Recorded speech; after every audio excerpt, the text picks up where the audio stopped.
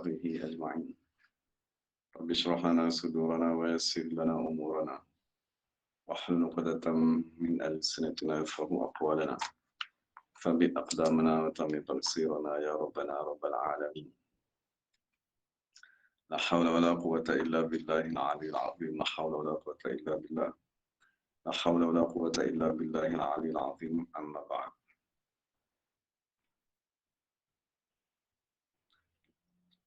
Alhamdulillah kita sama-sama diberi keizinan oleh Allah untuk membaca kitab Al-Anwar Al-Qudusiyah fi Ma'rifati Qawaid Sufiyah yang dikarang oleh Imam Alim Allamah Abdul Wahab Sya'rani radhiyallahu anhu. Wa nafa'na bi ulumihi wa ja'alana minal mukhlisin al-qiraatih. Lagi sampai muka surat 14. Qala al-Imam Abdul Wahab Sya'rani radhiyallahu anhu. Dia penulis sedang membincangkan akidah ahli tasawuf.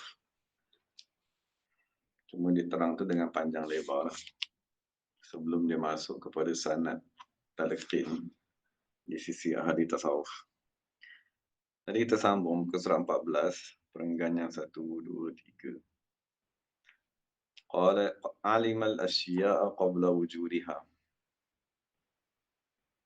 Maknanya Allah Subhanahu wa taala alima mengetahui al-asya'a akan segala sesuatu qabla sebelum wujudiha kewujudan ha asya' tadi. Dengar ke mana? Dengar kuat ke? Dengar kuat, Ustaz.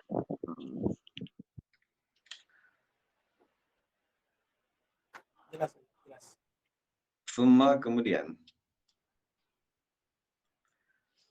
aujadaha Allah mewujudkan asya' ala haddi bertepatan ma dengan perkara alimaha yang Allah ketahui asya' tersebut.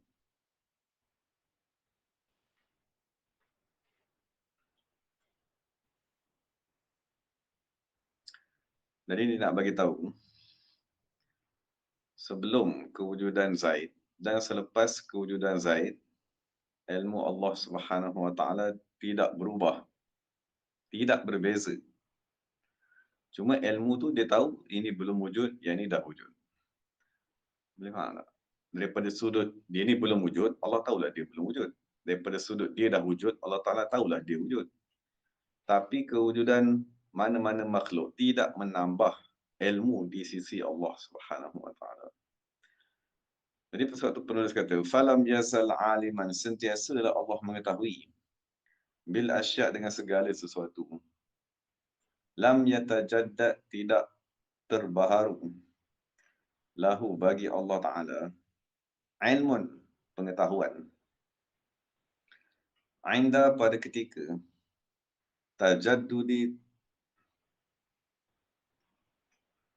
tercipta al-asya'i segala sesuatu bi'ilmihi dengan sebab ilmu Allah juga.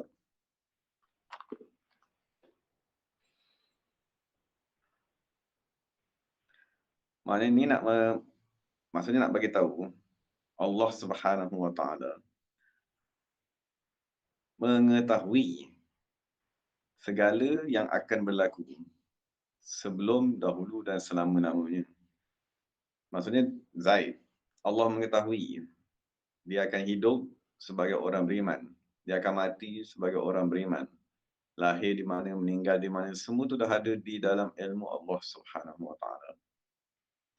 Jadi tujuan perbincangan ni ialah nak menolak pendapat ahli falsafah. Mana ada dari kalangan ahli falsafah yang berkata Allah hanya mengetahui apabila sesuatu muncul.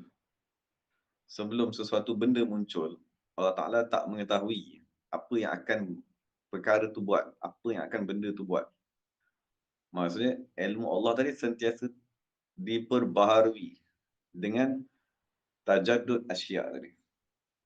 Jadi nak menolak pendapat falsafah tadi lah, ahli falsafah. Maksudnya nak bagi tahu ahli tasawuf, akidah mereka tidak sama dengan akidah ahli falsafah.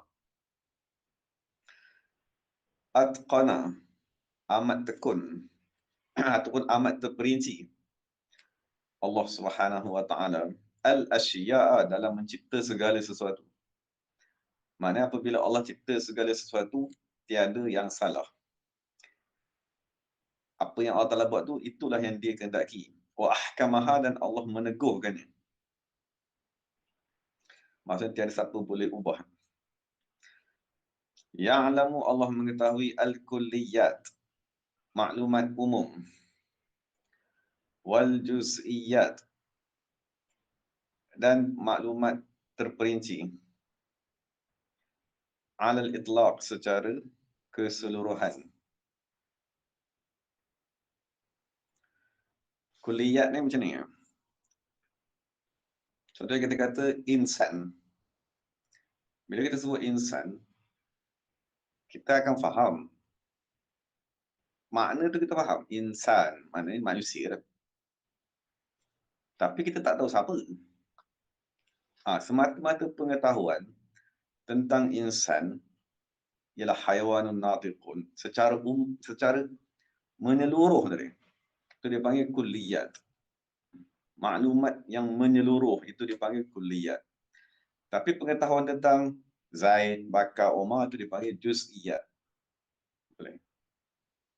Jadi Allah Subhanahu wa taala sebagaimana Allah mengetahui al-kulliyat, Allah mengetahuilah juz'iyatnya juga. Ini yang ahli falsafah kata Allah tak mengetahui juz'iyat, melainkan apabila juz'iyat tadi muncul. Allah mengetahui, manusia Allah tahu. Tapi Zaid yang belum muncul, apa dia nak buat, itu Allah tak tahu. Ini ialah pendapat ahli falsafah yang ditolak di sisi ahli sunnah wal jamaah dan di sisi ahli tasawuf. Fahuwa, maka dia Allah Subhanahu wa taala alimu, mengetahui al-ghaibi, segala yang ghaib, wasyahadati, segala yang boleh dilihat.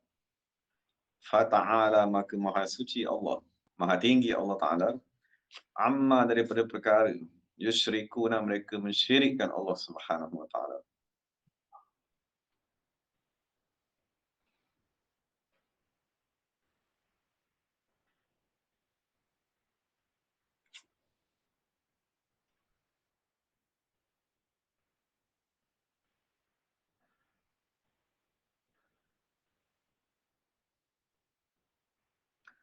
Maknanya daripada sudut, bila Zaid makan contohnya, masa tu baru Allah tahu, dan masa tu juga kita tahu. Ini di sisi ahli falsafah. Ahli falsafah kata pengetahuan Allah diperbaharui dengan terbaharunya aktiviti makhluk. Jadi kalau sedemikian, maknanya maklumat Zaid tentang, maklumat Bakar tentang Zaid sedang makan, dan maklumat Ahmad tentang Zaid sedang makan kan sama. Sama tu dipanggil syirik. Maksudnya seolah-olah makhluk bersekutu dengan Tuhan daripada sudut sama-sama tahu.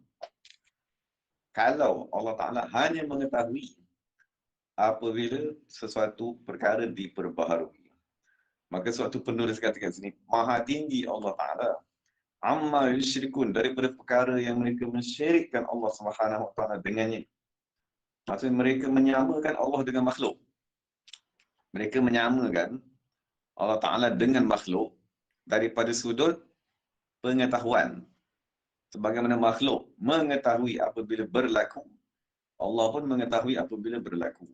Jadi itu ialah syirik. Dan ini pendapat yang salah. Koma, habis itu masalah.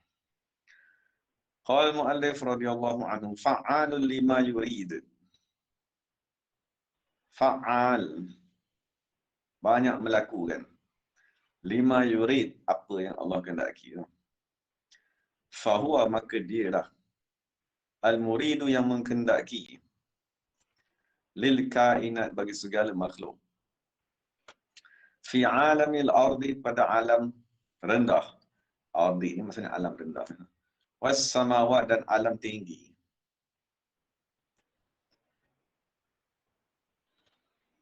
Lam, tidak, tata'allaq, berhubung, qudratuhu ta'ala, kudratnya Allah Ta'ala, biijadi, untuk mewujudkan, syai'in, sesuatu, hatta sehinggalah aradahu Allah inginkannya. Syahid tadi. Mana dia nak bagi tahu? Pertama sekali ialah ilmu. Allah Subhanahu wa taala mengetahui. Kemudian Allah Taala menzahirkan. Allah ijad dia. Jadi penulis nak bagi tahu semua perkara yang berhubung dengan kudrat Allah Subhanahu wa taala mestilah didahului dengan iradat.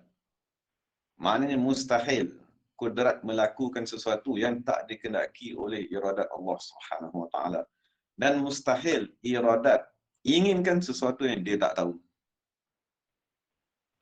Boleh. Jadi dari segi tertib akal, tertib kefahaman akal, sesuatu perkara penciptaan didahului dengan ilmu, diiringi dengan iradat, dan disempurnakan dengan kudrat.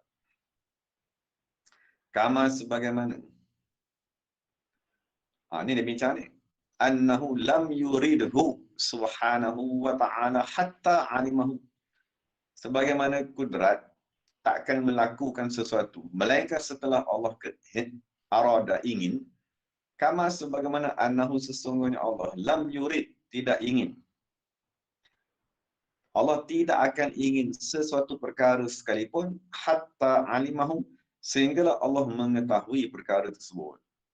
Boleh. Ini kita dah bincang lah biasa dalam sifat 20 tu. Kerana apa pula? Mesti tahu dulu kerana yastahilu mustahil an yurida ingin Allah Ta'ala Subhanahu wa ta'ala ingin malam ya'lam akan sesuatu yang tak dia ketahui.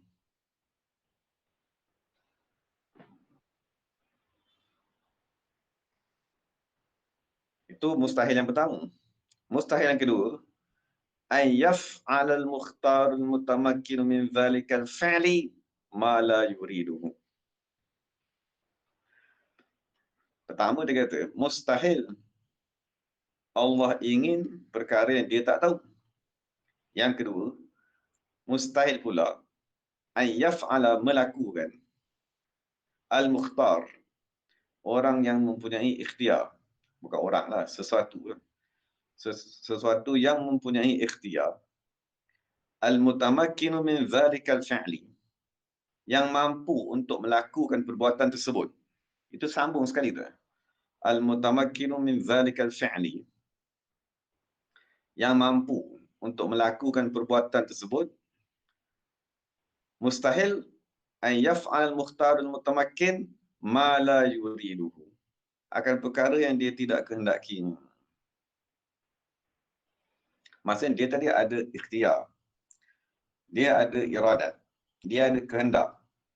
Dan dia mampu untuk membuat apa-apa fa'il.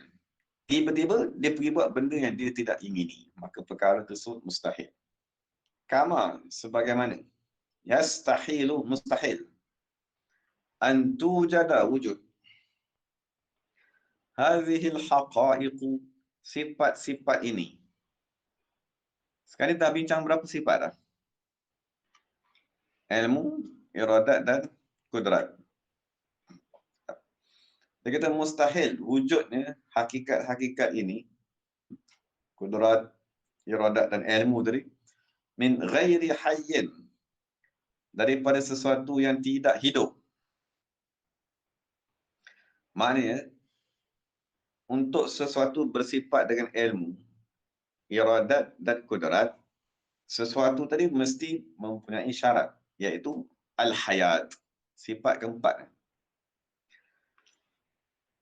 Dari sifat hayatnya dia panggil ketua kepada sifat ma'ani yang 7. Dia ialah syarat kepada sifat ma'ani yang 6 tadi. Sekiranya tak ada hayat, maka semua sifat ma'ani yang lain tak boleh pakai. Tak berfungsi. Jadi disebabkan hayat tadi dia ialah ketua. Maka dalam ayat kursi, dia hanya sebut hayat je. Allahu la ilaha illa huwa al-hayyu. Jadi bila disebut saja al-hayyu, tersirat di bawah lafaz hayat 6 lagi sifat ma'ani yang lain. Boleh. Jadi al-hayyu tu dia merujuk kepada semua sifat ma'ani. Al-qayyum dia merujuk kepada semua perbuatan Allah Subhanahu wa taala. Qayyum tu maknanya mematikan, menghidupkan. Jadi sebab itulah ayat kursi tadi tu. Dia ialah ayat pertama tu kan. Setengah ulama kata dia ialah Ismullahil A'zam. Sebab Allahu la ilaha illahu, daripada awal Allah tu, Allah dia punya mubtada ni, khabar dia ada 3 kan. Khabar pertama la ilaha illahu, ini merujuk kepada zat. Sebab hu merujuk kepada zat. Al-hayyu merujuk kepada sifat ma'ani. Al-qayyum merujuk kepada af'al Allah Subhanahu wa taala. Jadi habis.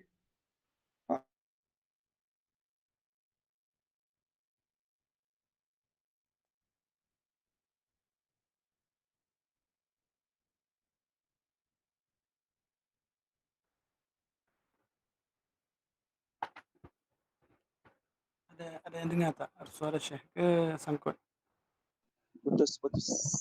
Putus eh? Saya pun sangkut juga. Terputus. Saya hilang.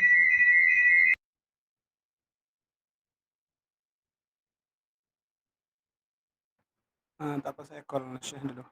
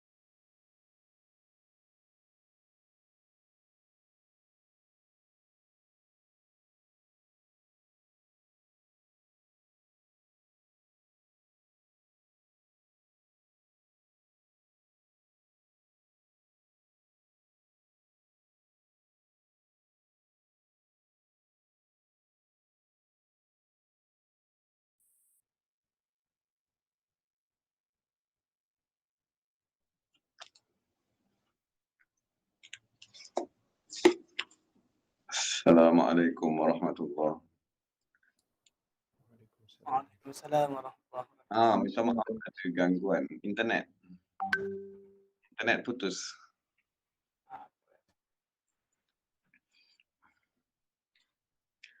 Jadi kita dah bincang tadi, maksudnya penulis memberitahu bahawa sifat-sifat yang telah dinyatakan iaitu ilmu, iradat dan kudrat mustahil min ghairi hayyin, daripada sesuatu yang tidak hidup. Kama sebagaimana. Yastahilu mustahil. Maknanya dia nak isyarat kepada sifat keempat, maknanya Allah Ta'ala tu mesti hidup lah.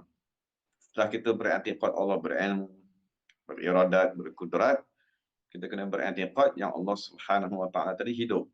Kama sebagaimana yastahilu mustahil. Antaquma, berada. Hadhihi sifatu, sifat-sifat ini, maknanya kudrat, iradat, ilmu tadi, bi ghairi zatin mausufatin biha, pada selain daripada zat yang bersifat dengannya. Boleh? Maknanya kudrat, iradat, ilmu itu ialah sifat siapa? Sifat Allah. Jadi boleh tak sifat tu duduk kat Zaid? Itu dia kata mustahil tu. Dia kata mustahil antaquma hadhihi sifat. Wujud sifat-sifat ini pada selain daripada zat yang Tuhan punya sifat tadi. Itu di mana bi ghairi tadi. Maknanya yang tak mustahil ni ialah qiyamu hadhihi sifat bi zatin mausufatin biha. Itu ayat yang betul. Maknanya zat tadi dia mesti duduklah pada sifat tadi dia mesti duduk pada zat yang bersifat dengan sifat tersebut. Tapi maksudnya ini nak menolak pendapat Mu'tazilah. Maksud Mu'tazilah kata pendengaran Allah wujud pada makhluk. Macam contohnya kata kalam Allah Ta'ala wujud pada pokok apabila Allah Ta'ala bercakap dengan Nabi Musa tadi. Jadi semua ni dia nak kiaskan ataupun dia nak tolak pendapat-pendapat yang dipegang oleh sebahagian kumpulan yang bercanggah dengan Ahlussunnah wal Jamaah.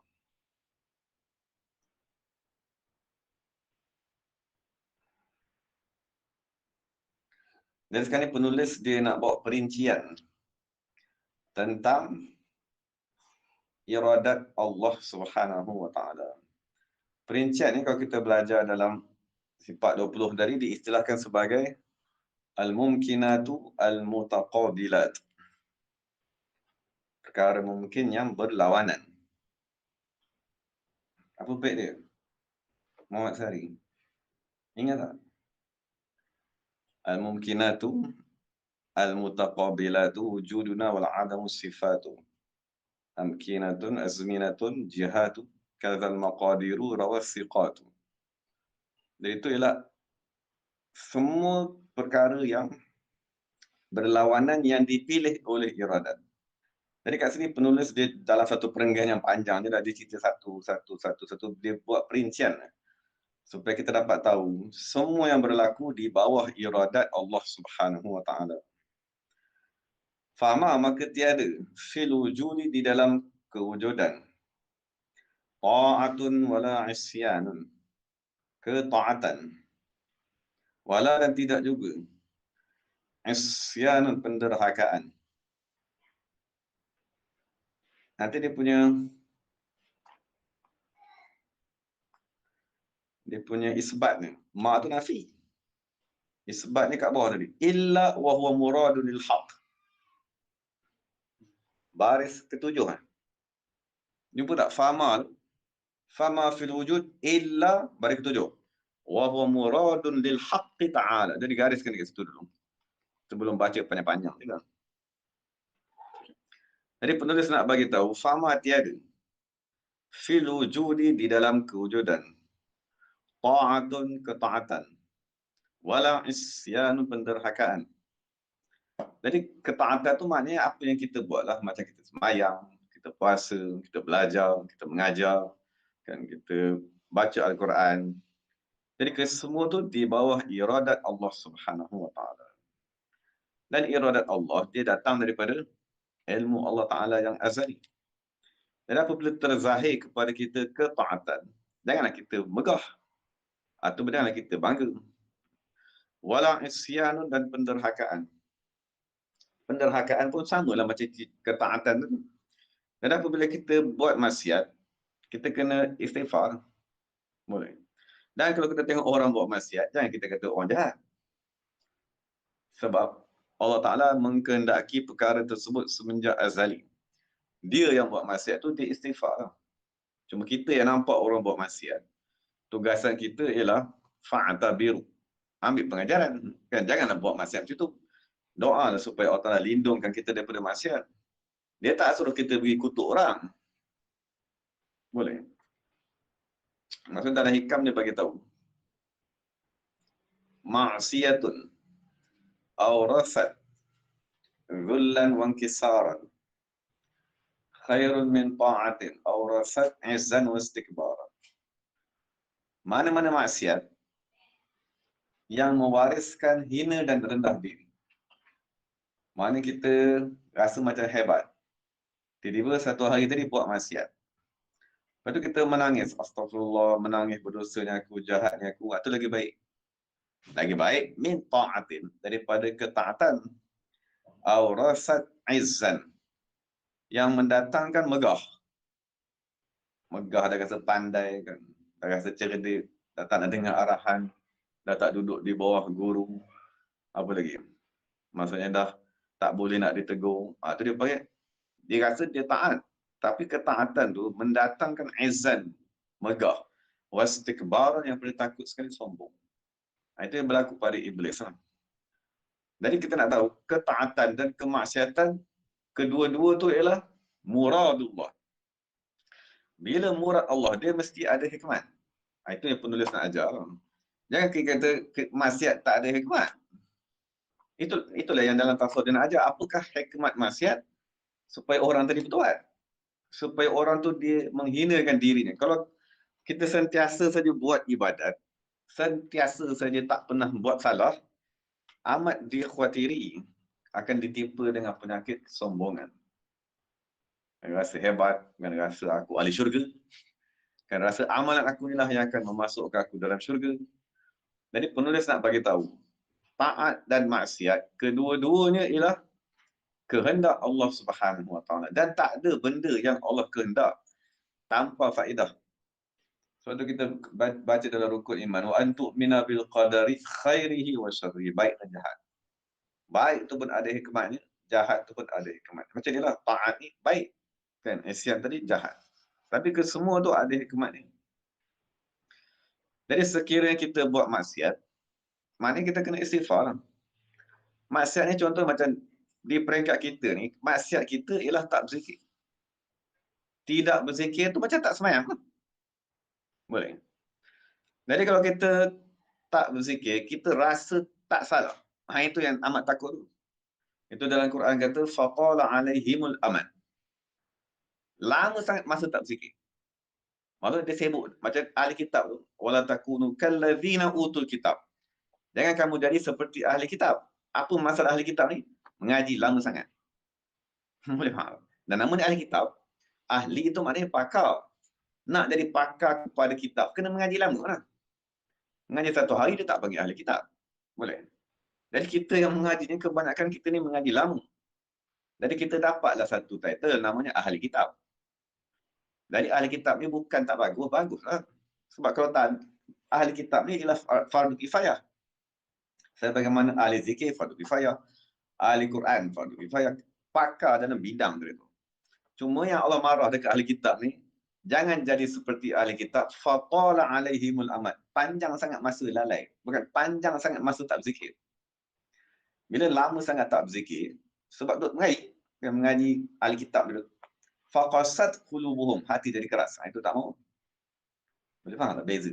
Maksud mengaji tak pernah salah. Cuma salahnya sebab tak berzikir. Kalau kita mengaji 20 tahun dalam keadaan berzikir, tak adalah ditimpa dengan qasat qulubuhum tadi. Jadi bila faqasat qulubuhum, dia punya kesan dia, wa katsirun minhum fasiqun. Jadi orang fasik. Mana kita rasa menghafal kitab, dan kita menghafal Quran, kita menghafal Jawharah Tauhid. Tapi Quran kata kita fasik. Sebab apa fasik tadi? Sebab meninggalkan arahan Allah Subhanahu Wa Taala. Jadi yang dia nak ajar di sini, maksudnya kita kena mengetahui kita kekal di dalam dosa. Maksud jangan sekali-kali kita mengaji kitab, maksud jangan sekali-kali kita mengaji agama, kita ustaz, ustazah, maka kita rasa, saya ni dah tak ada dosa. Saya semayang mana pernah tinggal. Memang semayang tak pernah tinggal. Tapi lalai kepada Allah Ta'ala tu. Yang Quran kata, وَذْكُرْ رَبَّكَ bila? إِذَا نَسِيتَ. Boleh buat? Lupa dia kena ingat. Lupa dia kena ingat. Kita lupa terus. Macam mana? Ini yang kata, وَذْكُرْ رَبَّكَ إِذَا نَسِيتَ. Allah Ta'ala. Maksudnya Allah yang suruh. Sebagaimana Allah tadi suruh kita semayang, dia juga kata, وَذْكُرْ رَبَّكَ إِذَا نَسِيتَ. Jadi meninggalkan arahan Allah Ta'ala ialah maksiat. Jadi semua itu kita kena perhatikanlah pada diri kita. Itu yang pertama sekali penulis sebagai tahu. Yang kedua, wala ribahun wala khusran. Tiada keuntungan, wala khusran, dan tiada kerugian. Okay, bila kata taat dengan isyan, ini dia melibatkan halal dan haram. Maknanya benda yang wajib, taat tu kita tinggalkan. Jadilah derhaka, isyan. Kalau kita laksanakan jadi taat. Yang wajib kita laksanakan jadi taat. Yang haram kita laksanakan jadi isyan. Yang untung rugi ni pula ni. Untung rugi ni ialah benda-benda harus. Boleh faham tak? Benda harus. Macam kita bincang ni, bercakap. Bercakap tanpa ada tuntutan wajib. Bercakap tanpa ada tuntutan sunat. Maka bercakap jadi harus lah. Jadi kalau kita cakap juga, sembang, menghabiskan masa, dia panggil khusran, rugi. Tapi kalau kita tukar, jadi nasihat, tukar jadi menceritakan tentang sejarah hidup ulama, menceritakan tentang mengulang ilmu-ilmu, mengingatkan tentang pengajian, jadilah ribahun, untung. Jadi masalah yang kedua ni ialah pada masalah kerugian tadi. Merugikan masa, merugikan umur, maksudnya merugikan lidah, macam tu lah. Jadi sememangnya yang Nabi kata tu lah, husni islamil mar'i tadi. Tarkuhu ma la ya'ni. Wala abdun wala hurrun. Yang tiada hamba. Wala hurrun dan tiada orang merdeka. Dari sudut syariat, hamba tu ialah yang dimiliki oleh tuannya. Hur tadi ialah orang yang merdeka. Maksudnya, jadi kalau dari segi syariat, hur tu ialah orang yang statusnya tinggi. Dia boleh memiliki harta benda, dia boleh mewarisi, dia boleh diwarisi. Tapi abdun tadi dia ada rendah sikit kedudukannya. Tapi dari segi tarekat dia terbalik. Maksudnya, abdun tu lah yang dikehendaki. Maksudnya jadi hamba Allah Subhanahu Wa Taala. Hurrun pula dia panggil kebebasan. Maksudnya yang sekarang ni lah hak kebebasan. Maksud kebebasan tu maknanya tak nak duduk di bawah arahan. Maksud tak mau tunduk kepada guru yang menjaga. Tu dia panggil hurrun. Nak bebas. Maknanya isteri tak mau dengar arahan suami. Nak kebebasan. Anak-anak tak mau dengar arahan ibu bapa. Nak kebebasan. Itu bencana akhir zaman. Hak kebebasan yang tak dibenarkan di dalam agama Islam. Wala bardun dan tiada kesejukan. Wala harrun dan tiada kepanasan. Ini semua benda-benda berlawan yang dinyatakan oleh penulis. Jadi daripada satu sudut, mana yang elok? Yang elok ni sejuk ke panas? Maksudnya kalau daripada sudut zahir syariat ni, zahir alam yang zahir ni lah, maksudnya panas tu bukan makna panas 100 darjah Celsius tu matilah semua orang. Tapi macam negara kita ni dipanggil negara panas. Tapi taklah panas sangat. Maksudnya lebih elok daripada negara yang sejuk dan duduk dalam salji 24 jam. Nah, tapi daripada segi perjalanan tasawuf, maksudnya kesejukan tu ialah tanda rahmat tadi datang. Mana apabila kita duduk berzikir, tiba-tiba kita rasa sejuk di dada. Apabila kita rasa sejuk di dada tu maknanya ada tanda rahmat Allah Ta'ala kurniakan. Maksud dalam hadis Nabi kata, Allah Ta'ala meletakkan tangan di dadaku, maka aku merasakan kesejukan tapak tangan Allah Subhanahu Wa Ta'ala. Wala hayatun wala mautun. Tiada kehidupan dan tiada kematian. Wala husulun. Ni hidup dan mati ni pun maksudnya hidup mati daripada segi syariat tu lah mati tanam kubur tu. Tapi dari segi tarekat, mati itu ialah mati hati. Boleh. Mana hati kita tadi mati maknanya dia tak berzikir. Dia diam je. Jadi kita bertanggungjawab menghidupkan hati supaya dia bangun. Maksudnya jangan biarkan dia mati lama sangat. Wala husulun wala fautun. Wala dan tiada. Husulun mendapat sesuatu. Wala fautun dan terlepas. Jadi apa yang terlepas, apa yang dapat ni? Maksudnya pertama sekali yang nak kita dapatkan husul tadi ialah fardu ain. Boleh. Fardu ain mesti kita dapatkan apabila kita dah balik. Dan mesti jangan terlepas. Fautun tu maknanya terlepas. Apa makna terlepas? Jangan sampai terlepas masa. Kita ada masa daripada umur kita 15 sampai 40. Daripada umur kita 15 sampai 40, itulah masa untuk menyempurnakan fardu ain. Selepas daripada 40 tahun, itu dipanggil terlepas. Boleh faham tak? Maksud sekarang ni, masa umur kita 15 tahun, kita dituntut mempelajari akidah ahli sunnah wal jamaah. Sifat 20 lah. Masa kita masuk balik tadi 15 tahun, kita dituntut untuk semayang, belajar fiqah lah. Dan apabila kita balik juga, kita dituntut untuk berzikir, beramal. Okay, jadi kita ada masa daripada umur kita 15 untuk mengamalkan syariat dan tarekat. 25 tahun. Amal lagi syariat dan tarekat. 35 tahun. Amal lagi syariat dan tarekat. Dan mesti dapat.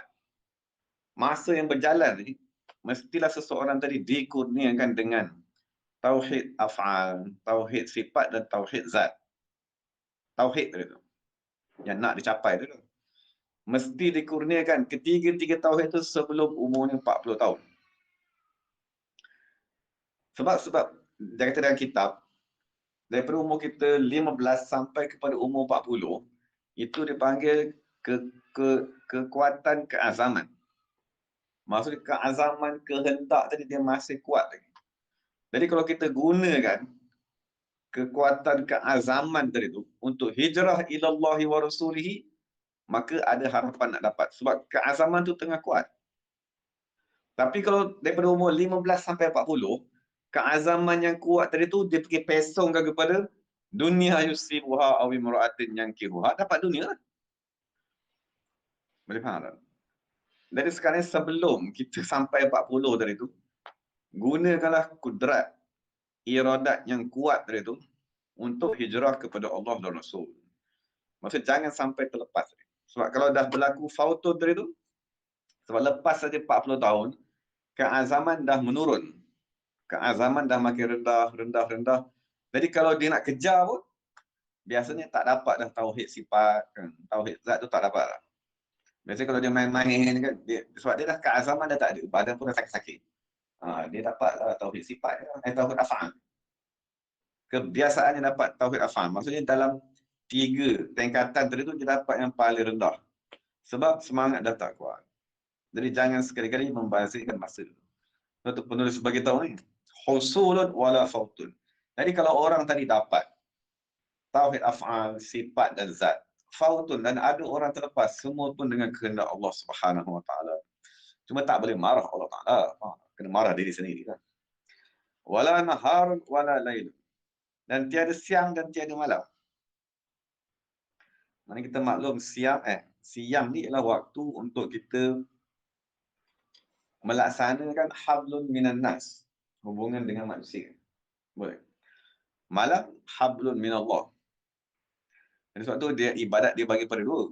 Ibadat yang kita kata ubudullah, abdullah, semua makna ibadat tu ialah hablun minallah dengan hablun minan nas. Cuma soalan ni dah ada 2 hubungan kan, hubungan dengan Allah, hubungan dengan manusia. Apa masa dia? Jadi masa tu dah nak bagi tahu kan, siang hubungan kita dengan manusia, berurus niaga, berjual beli, kan, bermesyuarat, berjumpa manusia. Tapi malam inilah waktu untuk kita berhubung dengan Allah Subhanahu wa taala. Wala i'tidalun wala mailun. Dan tiada i'tidalun. I'tidal terjemah apa ya? Seimbang. Wala dan tiada. Mailun condong.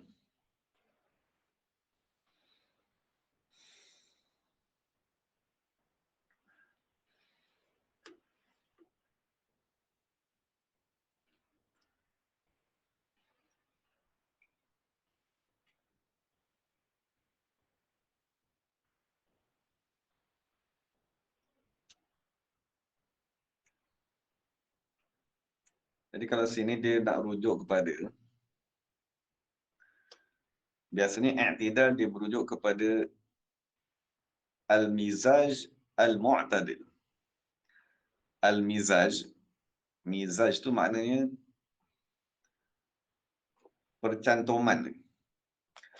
percantuman unsur ciptaan. Maksudnya Allah mencipta kita dengan unsur tanah, air, api dan angin.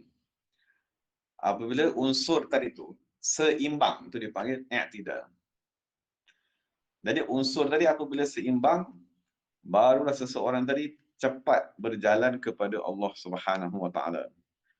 Tapi kalau ada satu-satu unsur yang terlebih, contohnya unsur tanah terlebih, dia akan jadi malas pula. Atau ada unsur api terlebih, kira-kira nak marah. Marah dengan kawan, marah dengan orang lain. Jadi kena pastikan empat unsur tu seimbang. Itu dia panggil i'tidal tu, baru cepat dia boleh jalan di atas sirat mustaqim. Dia tak adalah tengah jalan berhenti, tengah jalan pergi ke kanan, tengah jalan pergi ke kiri. Wala mailun, dan kecenderungan, condong ataupun tidak seimbang tadi lah. Wala barrun wala bahrun, dan tiada daratan. Wala bahrun, dan tiada lautan.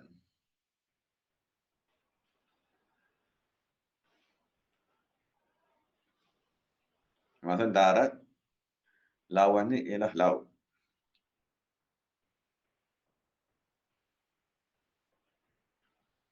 Wala syaf'un dan tiada. Syaf'un bilangan genap. Wala watrun dan bilangan ganjil. Wala dan tiada. Jauharun, benda. Wala dan tiada. Aradun, sifat. Sifat baharu.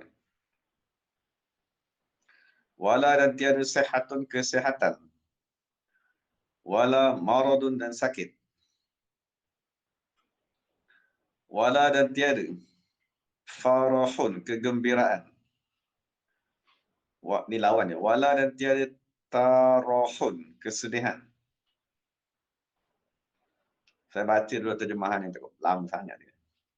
Wala dan tiada ruhun, roh lah roh. Roh yang dalam tadi. Wala dan tiada syabahun, jasad. Jasad yang zahir. Wala dan tiada zulmatun, kegelapan. Wala diya'un dan cahaya. Wala dan tiada ardun, bumi. Wala sama'un, langit. Wala dan tiada tarqibun, percantuman. Wala dan tiada tahlilun, perceraian. Wala dan tiada kathirun, banyak. Wala qalilun dan tiada qalilun, sedikit.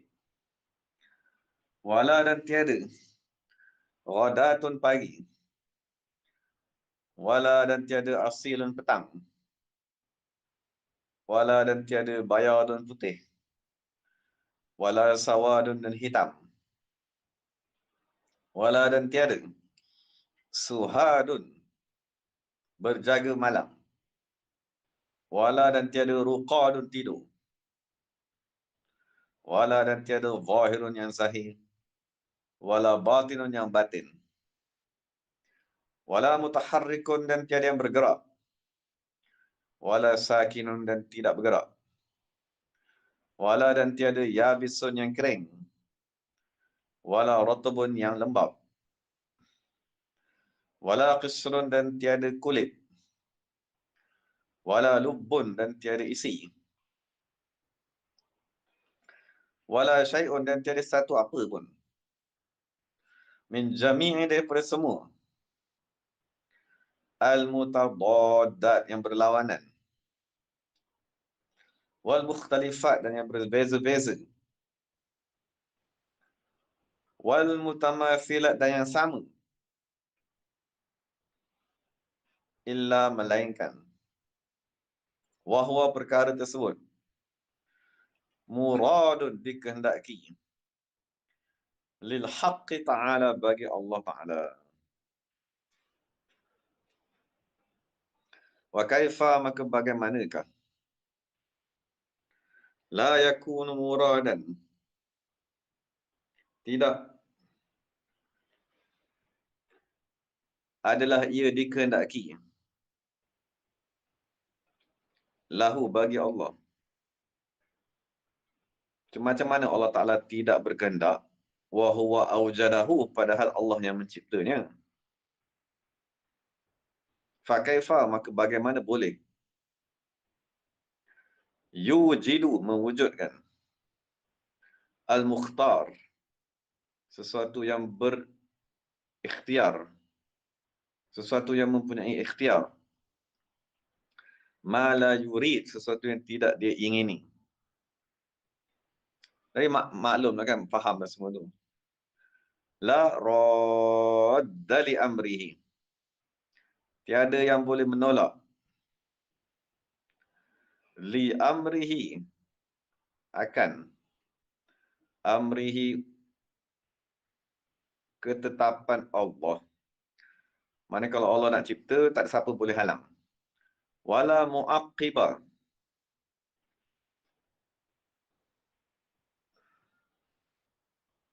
tiada yang boleh merungkai. Li hukmihi, bagi hukum Allah. Maksudnya Allah dah buat, tiba datang di belakang, betulkan balik semula. Itu dia panggil mu'aqqib. Datang selepas. Roda tu sebelum jadi. Mu'aqqib ni selepas jadi. Sebelum jadi pun tak ada siapa boleh halang, selepas jadi pun tak ada siapa boleh tukar. Yu'ti, Allah memberikan al-mulka, kerajaannya, man yasha, kepada siapa yang dikehendaki. Wa yanzi'u, dan Allah mencabut al-mulka, kerajaannya, mimman, daripada sesiapa, yasha, yang Allah kehendaki. Walaupun zahir ni kita nampak pilihan raya. Ada pilihan raya, tempatan kat negeri, macam-macam lah, persekutuan. Tapi hakikat ni Allah juga yang melantik pemerintah, zahir dan batin. Wa yu'izzu, dan Allah lah yang mengagungkan, man yasha, siapa yang Allah kehendaki. Wa yuzillu, dan Allah menghinakan, man yasha, siapa yang Allah kehendaki. Ini semua nak cerita iradat Allah ni. Wa yudillu, waliyazbillah, Allah menyesatkan, man yasha, siapa yang Allah kehendaki.